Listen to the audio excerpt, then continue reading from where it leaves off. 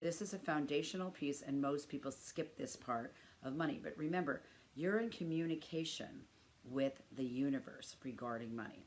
If you are not communicating that you care about money and your relationship with money, or you've no level of consciousness about what's coming in and out of your life with money, you're communicating you don't care, and the universe won't send you more money. It's really as simple as that. The more unconscious you are, the more money repellent you become. Okay, so keep it that simple. It's kind of like if you have a boyfriend and you don't call them, you don't text, and you don't want to see them, or you don't have sex with them. Let's say you're dating them a couple of months. The truth is, it's probably not going to last. They're going to withdraw and go somewhere else where they're getting some attention. So in a way, this relationship with money, money requires some attention, not obsession. There's a difference. Planning is different than obsession. Now, I tend to have whatever, the mild version of what's called OCD, but I don't sit around and look at my budget all the time. I plan a budget, I tweak it every quarter, and then I let it go to the universe. I only tweak when another bill comes in or there's something that I need.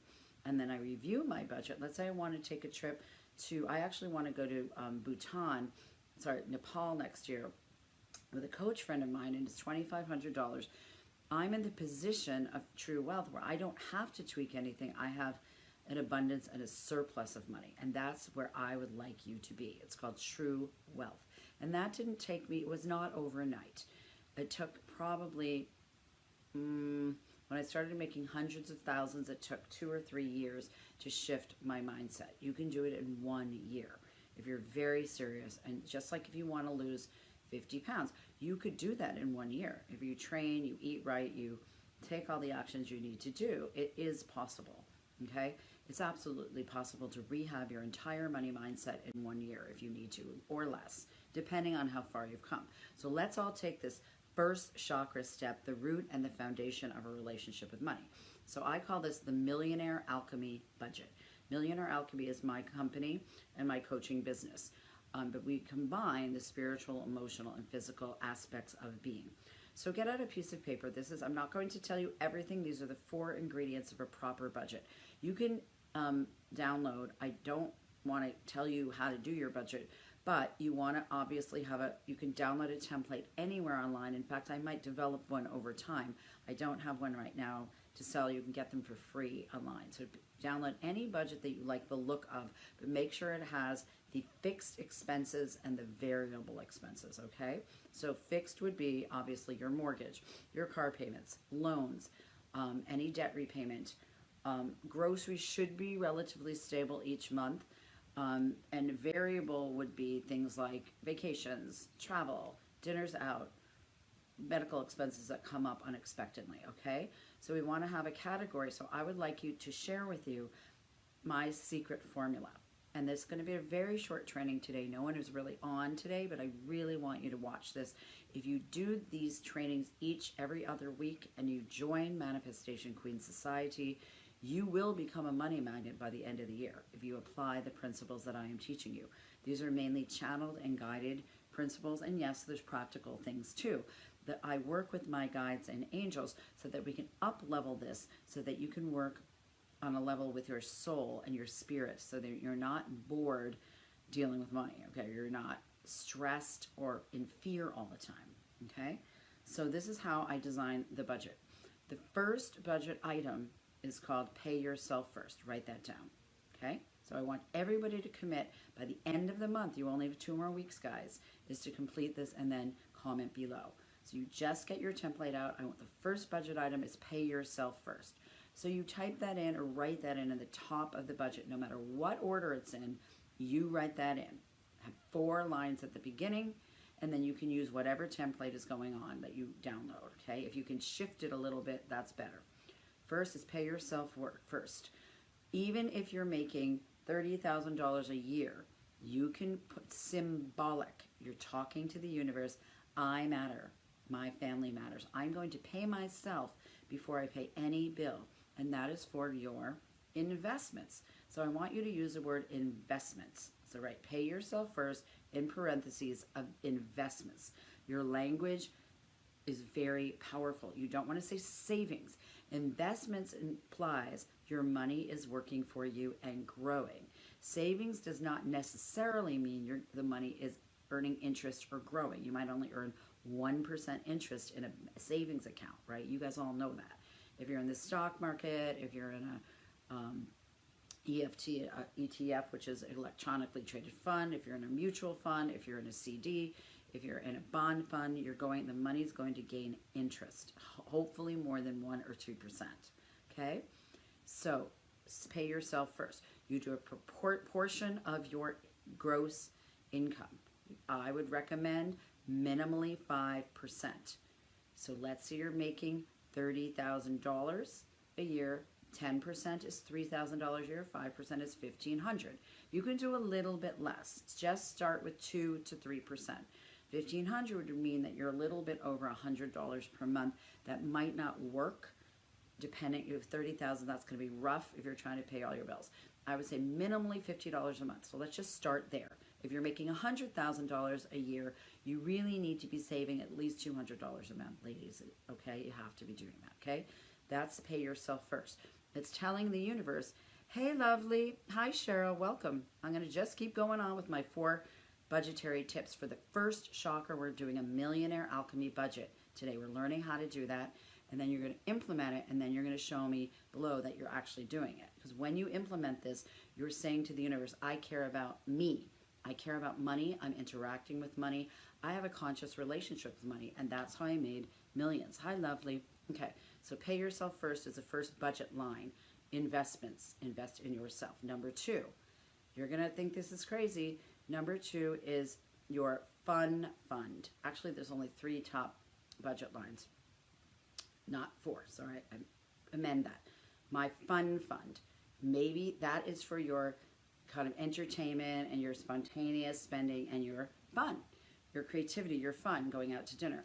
Say if you want to be conscious about that. Because most people, when I looked at my budget when I was in my 30s and 20s and 30s and really overspending, probably 80% of my disposable income went to food, dining out and alcohol and partying and having fun with my friends, which all we need to do, right? But if you're making $30,000 a year, we have to be conscious of this.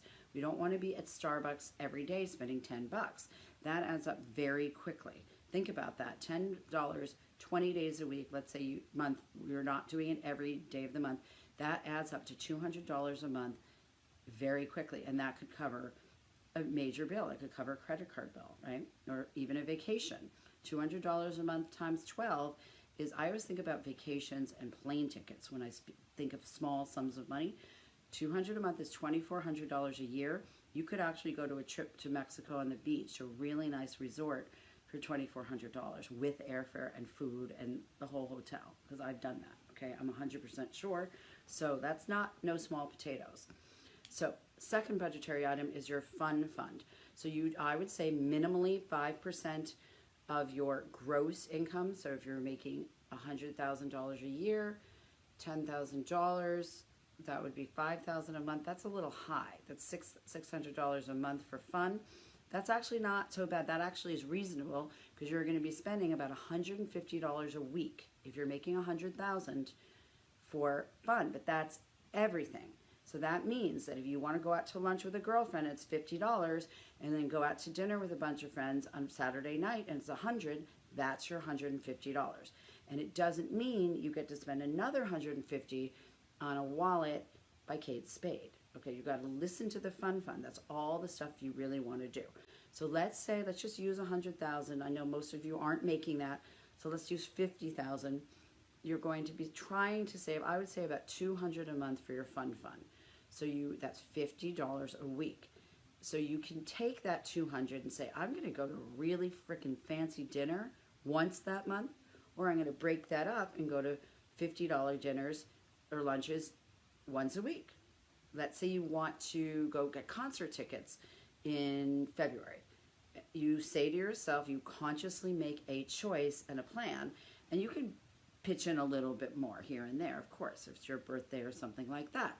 But you always have in the back of your mind, my fun fund for my creative and entertainment needs is $200 generally. It could be $600, it could be $1,000, depending on your income. You bump it up. If you get an extra bonus, you might bump up your fun fund, right? Okay? So you guys following that? So that's budgetary item number 2. I'm doing that for a reason. The first is pay yourself first. The second is fun, and this is why. Because if your third is actually debt reduction, I don't use the word debt repayment because we're just chipping away at it. It's too overwhelming. If you have a $20,000 credit card debt or student loan and you're paying $50 a month, that's fine. Just do a little bit more than your minimum payment while you're creating wealth and you're changing your consciousness. More money will come in and we can lump amounts onto those debts. Are you following? So I'm going to go back to explaining why the fund is number 2, but I'm going to explain budgetary item number 3, which is debt reduction. I do not say debt repayment because that makes you feel stressed, like you have to repay the whole thing. That's not possible. You're in a process, right? You're not going to be able to repay the whole thing in one lump sum, correct? So I would recommend double the minimum payments. If the credit card says $20 a month or $30, put in $60 if you can do that, okay? Try to speed it up. So debt repayment is third in line because your unconscious mind, if you put debt reduction number 1, then fun, then paying yourself, your unconscious mind, let's say having fun is last, right? You're doing debt reduction and investments and then fun is last, and you pay all your bills and then you just don't have any money left over, you're going to rebel. It's like telling yourself you can't eat any chocolate at all. That's why I don't like the keto diet, because I like a little bit of carbs, right? And I like sugar. So I'm going to let myself have a balanced diet. Even if I'm on some kind of diet, I need something that's different that has other elements in it where I can have a little bit of carbs, a little bit of sugar. Just the same thing is with money. Psychologically, if you say, I'm going to save money, I'm going to repay my debt, pay all of my bills, my car loans, the education, and then you get to the end and you have $3,000 a month and you've got not a penny left to have fun with, you're going to rebel and you're going to just go on your credit card and start blowing through money. Who relates to that? Anyone? But that's the truth about how the unconscious works. So that's why it's the number 2 item. It's saying, I'm really important in having fun and nurturing myself and nourishing myself with joy and fun and abundance is super important, and it is. That's one of the number 1 reasons we make money, not to just pay our bills. So if you're depriving yourself and not doing that and saying, well, I've got all this debt and I can't go out and do anything, it's not going to work. It's just like one of those overly restrictive diets. You guys following? So again, the first 3 budgetary items that I put together in my Millionaire Alchemy budget has to do with emotion, vibration, and energy and consciousness. It's not random. So we're going to put pay yourself first, or investments. Second, your fund.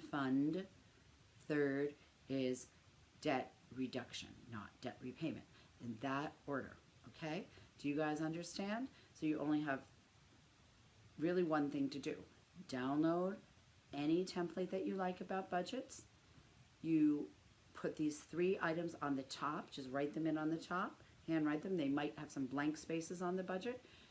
Take your gross income and your net income. You're going to have to know your net. Like, let's say you're in a 9-to-5 job and you're making $75,000. You might be take home $4,000 a month or $3,000 a month. From that net, not your gross, you then deduct all the other items. It might look like you can't do it. Then the 4th thing I'm going to recommend is just a budgetary review. Instead of panicking, look and see, is there a place I can cut?